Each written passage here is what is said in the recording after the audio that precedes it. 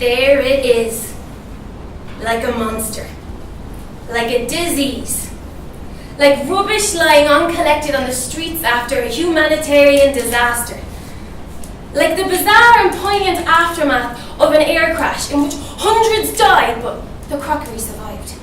There it sits, haphazardly stacked, mugs at crazy angles, plates toppled into pans, smugly assuming that he'll be the one to do it. But if he doesn't, who will? Stan sighs, curses himself, and puts on the apron. The washing up has been a bone of contention since pretty much forever. Everyone assumes that because Stan washes dishes all day at work, he might as well do it when he comes home too. Every time he sees a pile of smeared plates tottering by the taps, he gets that sinking feeling. He never says anything though. Stan's afraid of confrontation. He's wary of people in general. Best to keep the head down, say nothing. The Bow Road house share has been passed down generations of students and Mac jobbers for years. People too poor to complain, inured to cramped rooms and damp patches, dodgy wiring and dodgier landlords. The rent is paid in full each month in cash to the man who owns the corner shop downstairs, whose name might or might not be Raj. Stan's job as a dishwasher at Coralone's, the cheap Italian-ish restaurant beside Mile End Tube Station, is just a stopgap. Or so he's been telling himself for the last 2 years. You see, the trouble with stopgaps is that once the gap is stopped, the urgency evaporates. When you're drowning in debt or poverty, you grab at the nearest straw, and as long as that straw doesn't break, you cling on. Tonight's Saturday, and there's a new waitress. The waitresses never stay long. They're usually design students living in Bethnal Green who aren't quite pretty enough to work in the hipster bars in Brick Lane. Service industry is brutal as the fashion industry. Tin, hot bar staff are much more likely to get hired, and Stan knows this, and that's why he's stuck in the kitchen. Never mind, besides the massive dishwashing machine, wielding his scalding hose over gleaming, steaming plates, at least he always feels clean. He gets his first break at 10:45. He dries his pale, wrinkled hands and grabs a Red Bull and steps into the sultry, midsummer darkness of the smoking area beside the bins. There's 2 upturned plastic crates for staff to sit on during fag breaks, and he notes with annoyance that the best one's taken. The new waitress looks up from her phone. She's petite and dark and surprisingly okay looking. "Hi," she says. "I've not stolen your seat, have I?" He shrugs, ashamed, but begrudging it. It's not very gentlemanly. "Nah, it's fine." She's been on her feet all night after all. Well, so's he, but he hasn't had to deal with the customers. "Rachel," she says. "Stan." He leans forward to shake and remembers his hot, soggy hands. She looks down in surprise at their prickle texture. "You're the disc jockey then?" He grins. "Yeah, he's not heard that one before. He'll have to remember it.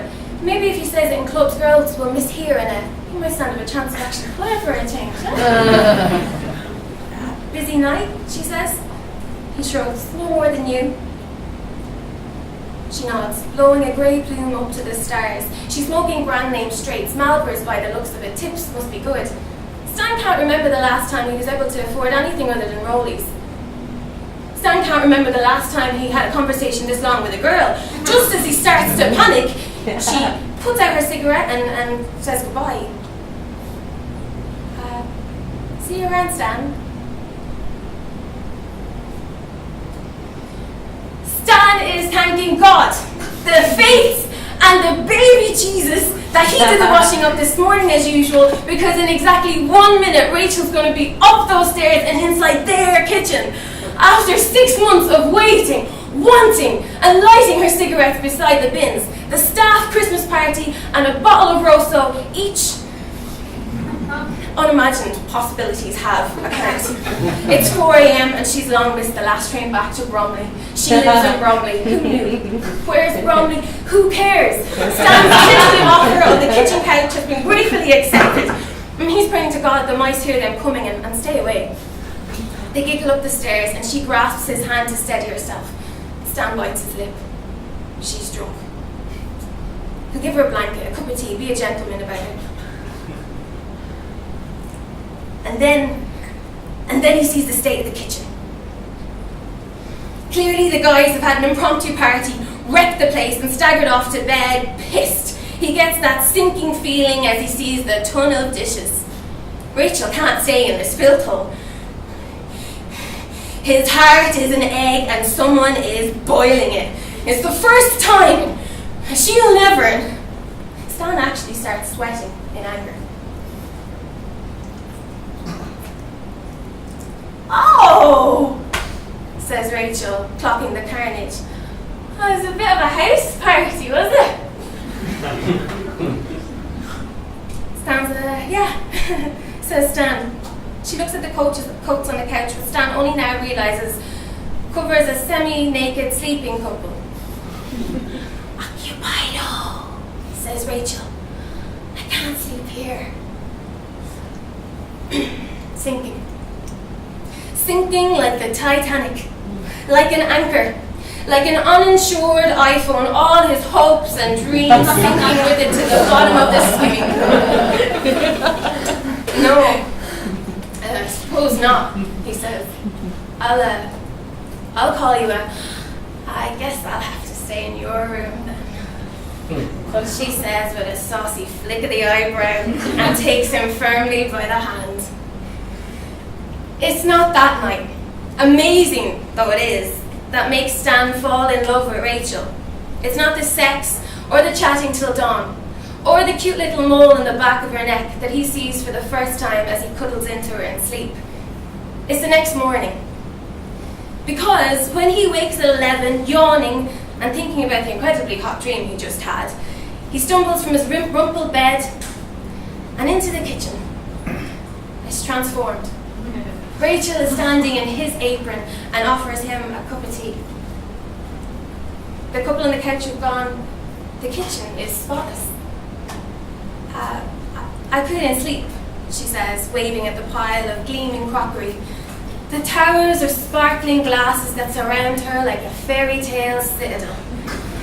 I reckoned you wash dishes all day at work, so why should you have to do it when you come home? Stan's sinking feeling is gone for the first time in 2 years. And in its place, he feels an absurd, warm lightness, like helium sunshine. His heart is an egg. And inside he can hear a tiny tapping as if of a small little creature. We won't go so far as to say that the name of that creature is love, but it might grow up to be love. And that, for now, for Stan, is enough.